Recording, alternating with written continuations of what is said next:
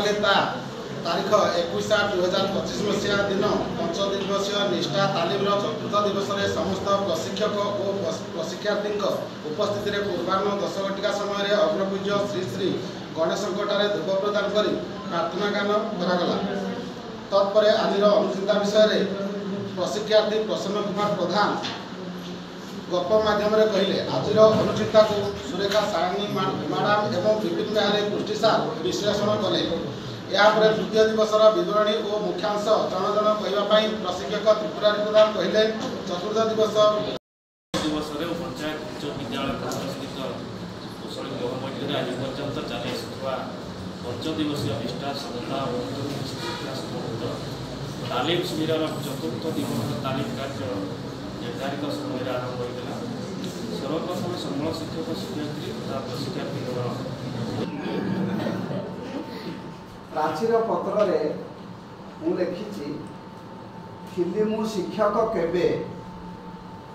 एबे पिलांकर शिक्षा सहायक झुंटी पड़वा को देवी नाही केबे उठाई नेबी गौरवे मुदांको उठाई नेबी गौरवे तळु उठाई नेबी गौरवे भाषा परिवेश ज्ञान शिक्षी शिक्षाई भी विद्यालय जाई भाषा परिवेश ज्ञान शिक्षी शिखाई भी विद्यालय जाई सरल भाव में बुझाई देवी मु गणित शिक्षार ज्ञान गणित शिक्षार ज्ञान गणित शिक्षार ज्ञान कटु कथा कहबानी केबे तांको सबुरी पिलांक संगरे समान आमे तांको हेबा सांग आमे हेबा तांको सांग हेउ पछे भी कलांग पड़िले उठाई नबा कोଳରେ कोळे आश्वासना दे हाथ धरी सदा मधु कथा कही विद्या प्रगति करिबा विद्या प्रगति करिबा विद्या प्रगति करिबा। धन्यवाद। बसिले भी हबो आपण सोवार रे बसचंदी बसिले भी हबो आपण डाहाण गोड़ को बाम गोड़र बुढ़ा आंगुठी ऊपर रखन बेसी जोर रे मारिबा दरकार नहीं आस्ते आस्ते आस्ते आस्ते सेटा टिके प्रेशर हबो। बर्तमान आपण बसी सीधा सड़क डाहाण हाथ पापुली को ये सार्ट पिंधे गंजी पिंधि चलो आपण यही हाथ यही काख तले दिंतु और ये डाक किछि समय आपण करेंगे एमती कि 5 मिनिट कि 3 मिनिट 2 मिनिट कलापर आपणकर चांद्रायण गति हम निश्वास प्रश्वास डाहाण गुड़ार आसे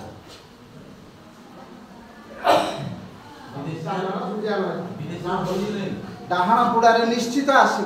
आप 5 मिनिट हो 3 मिनिट कार टे विलंब हम कार शीघ्र हम निश्चित आसो जिते बड़े आसो से बेले थर खाइबा समय अच्छी महिमा दीक्षा बाबाजी सूर्य अस्त हेले खाइबे नहीं सूर्य अस्त हो तेणु पूर्व जदि चांद्रायण नहेला से खाइबे नहीं तेणु पूर्व से प्रस्तुत हो सूर्यायन रे सबु कार्य करवा खाइबा झाड़ा जीवा परिश्रा जीवा इत्यादि आमर जो कर्म गुड़िक आंचु भांगी आंचु भांगी पुणी उठातु उठेकी उपरको नियंतु आपण करंतु तळे आंचु भांगी देना पुणी उठातु बॉडी रो मूवमेंट आप ना आपण करिवे सामना पट एक पट ना नाउ निना आपण से आपण आपण गोडो भी समझ आपण से पट कथा आपण कर दो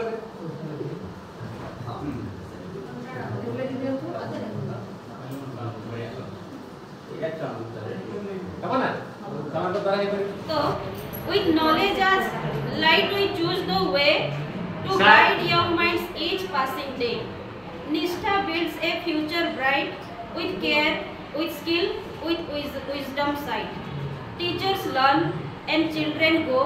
Seeds of change we proudly say. Together we rise with dreams anew. Nishtha shines in all we do. तो ताको हम जदि ओडिया रे कहबा ताले एमिति हेबो ज्ञानरो आलोकरे आमे पथ बाछु प्रतिदिन शिशु मानको पथे पथे नै जाऊ निष्ठा बडे भविष्यत उज्जवल सेवा दक्षता और वृद्धिर आलोक सबु समय शिक्षक माने शिखंती शिशु माने वृद्धि करंती परिवर्तनर बीज आमे रोपण करू समस्ते आगु को बढ़ी स्वप्न को नुआ करू निष्ठा आलोकित करे जहा किछि आमे करू। Thank you. तो आम उपलब्ध हो नथिला कि आम कहारी पाखरे हो नथिला तेणुकरी आम एटा प्रथम करी आसिले आम सबुदिने हाईस्कूल शिक्षक मैंने एकत्र ट्रेनिंग नौलु है सेठी अनुभूति एठी अनुभूति प्राय समान समान आम किसी शिखिलु आ कि शिखाइलु भल लगे भविष्य में भी एमती एकाडे मिसी जदि हम बोले आहरी भल बहुत बढ़िया। 5 दिन पर्यंत बहुत शांति श्रृंखलार सहित आम तालीम नहीं से बहुत बहुत धन्यवाद। मत यहाँ गोटे खुशी लगुच जाओ आम गोटे एकाडी होगी 5 दिन है ये रही निष्ठा एमती एक जिनस जोड़ा कि जहाँ जो आम गोटे डिजेबल छुआड़ा को आम अणदेखा कर दौले सहित मोर आशा और आकांक्षा अच्छी जे सार मैंने शिखिकी जाकि कौन करेंगे ना सेटा इम्प्लीमेंट करेंगे स्कूल रे एति को धन्यवाद।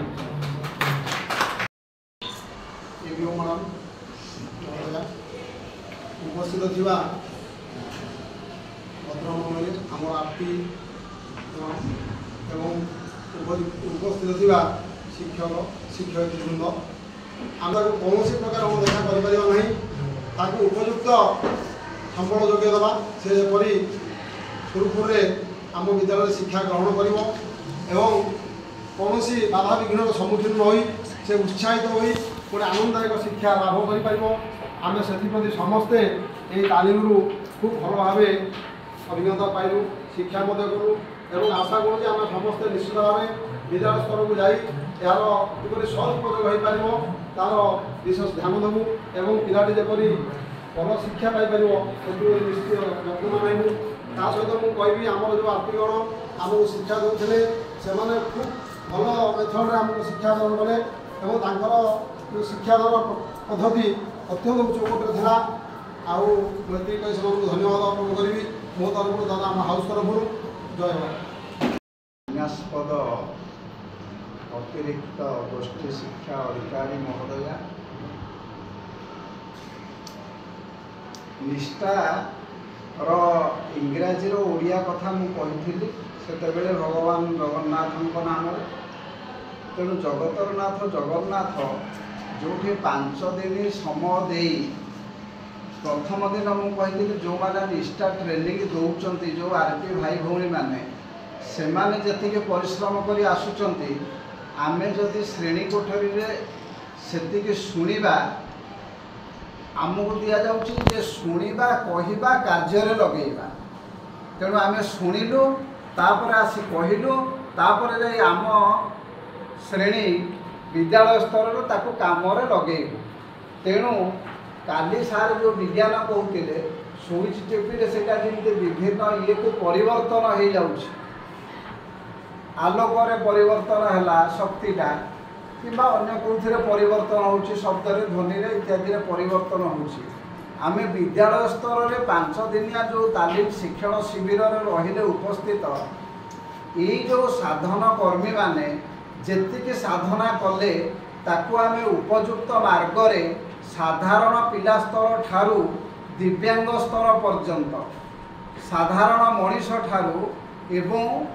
ग्राम थिबा जो मनीष गुड़िक आम सागर सहयोग करूना आम समस्त को नहीं एक उत्तम आधुनिक एवं सर्वोच्च स्तर में पहुँचेगा विद्यालय को एवं आमर पाठ्यदान कार्यक्रम को जातीय शिक्षानीति 2020 आधारित आधार आज जो अंतिम दिवस आम पहुँचे एथिरे तांकर परिश्रमर मूल्य निश्चित आम मानक पई भविष्य एक उज्जवलमय मार्गदर्शक हम ए देउना ना तेणु समस्त सार जहाँ बखाड़ी गली दीर्घ काल धरी केते परिश्रम करचंती आमर साधन कर्मी माने से मानन प्रथम आंतरिक प्रणाम एवं आमर